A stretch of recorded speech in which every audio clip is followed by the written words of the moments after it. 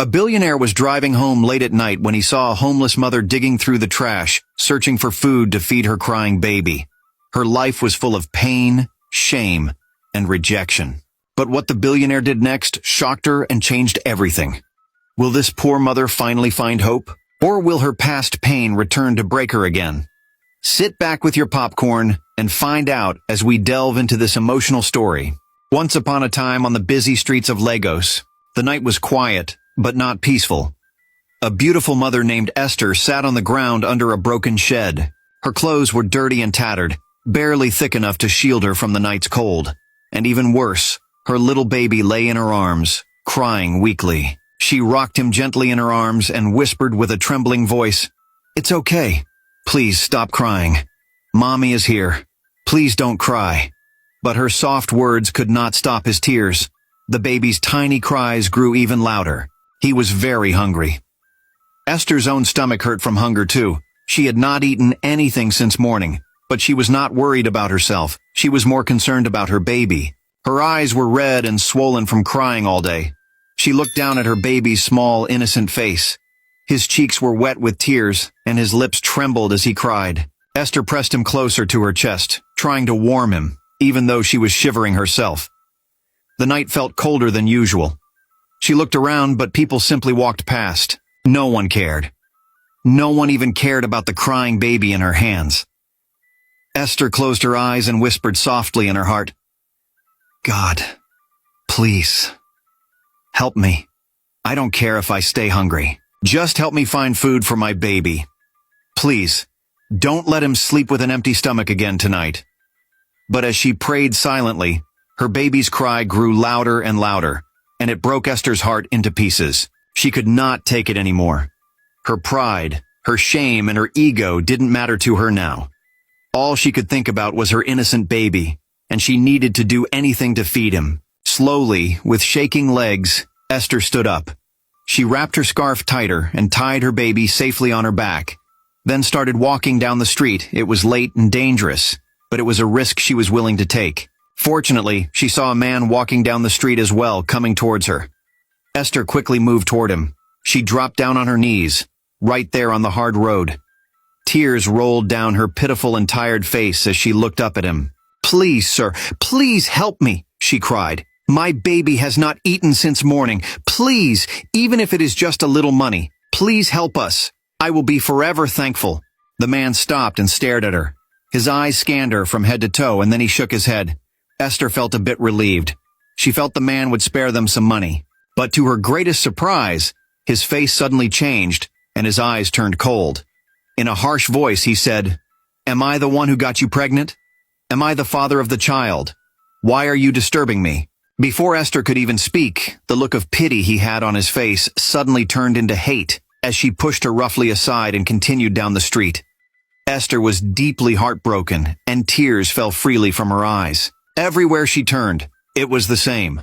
Some people shouted at her, some turned their faces away, some asked her for things she could never give. After the last man shouted at her, she wiped her tears with the back of her hand and gave up on seeking help from passers-by. Her eyes scanned the street desperately until she saw a trash bins near the end of the road. And suddenly, a desperate thought crept into her mind. A thought she never wanted to have. "There could be some leftover food in there for me and my son," she told herself. She had never done this before, but she was desperate as the cries of her little baby grew louder by each minute. Her feet felt heavy as she walked towards the waste bin. The smell hit her before she even got close. There was rotten food, spoiled milk, and flies buzzing around. She stopped and whispered to her baby, "Forgive me, my child. Mummy has no choice." She used one hand to open the cover of the waste bin. The smell was so bad that it made her cover her nose with the other hand. Tears filled her eyes again, but she pushed her hand down inside the trash. She searched slowly and carefully until her fingers touched something soft. It was a piece of bread. It was hard and stale. She blew off the dirt again and again, trying to make it look like food. Then she found a small, half-bitten apple. She cleaned it with her torn scarf again and again until it looked a little better. Her baby was still crying on her back as she sat down on the cold ground right beside the trash bin. She broke the bread into small pieces and chewed one piece first to make sure it was safe. Then she carefully tried to put a tiny piece of the bread into her baby's mouth as she prayed in her heart. God, please, don't let this make my baby sick. Meanwhile, Esther did not know that a shiny black SUV with tinted glasses was parked quietly at the corner of the street. Inside, it was Daniel Kingsley, the billionaire. Everyone in the city knew his name. He was one of the richest men around. People feared and admired him. He had power and wealth. He had just left a late-night meeting with his company board members. He was tired and his head pounded from all the talking and endless decisions he had to make that evening. Daniel had money and power, but he didn't have anyone waiting for him at home. No wife, no children. Only his maids and drivers. His big house always felt empty. As he drove slowly down the lonely road, his mind was full of thoughts about work and life. But when he saw Esther, in her torn and dirty clothes with a small baby on her back, digging into the row of trash bins on the side of the road, Daniel's hands froze on the steering wheel and he quietly parked afar. He watched silently as she pulled out a piece of bread and the half-bitten apple. She didn't even look around to see if anyone was watching. She just sat down by the roadside, carried her crying baby, and began cleaning the food with her scarf. He watched as she broke the bread and carefully put a small piece into her own mouth to taste it.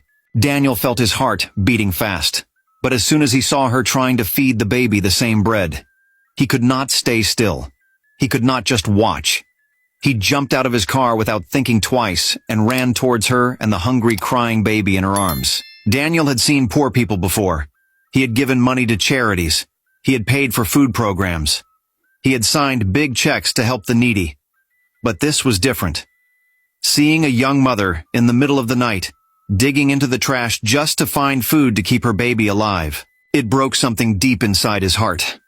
Esther heard the sound of his footsteps and froze with the broken bread in her hand. She quickly wiped her face and tried to stand, but she couldn't hide the piece of bread still in her hand. Her heart started racing. What does this man want? What if he was just like the other men who mocked her and tried to take advantage of her just because she was homeless and desperate?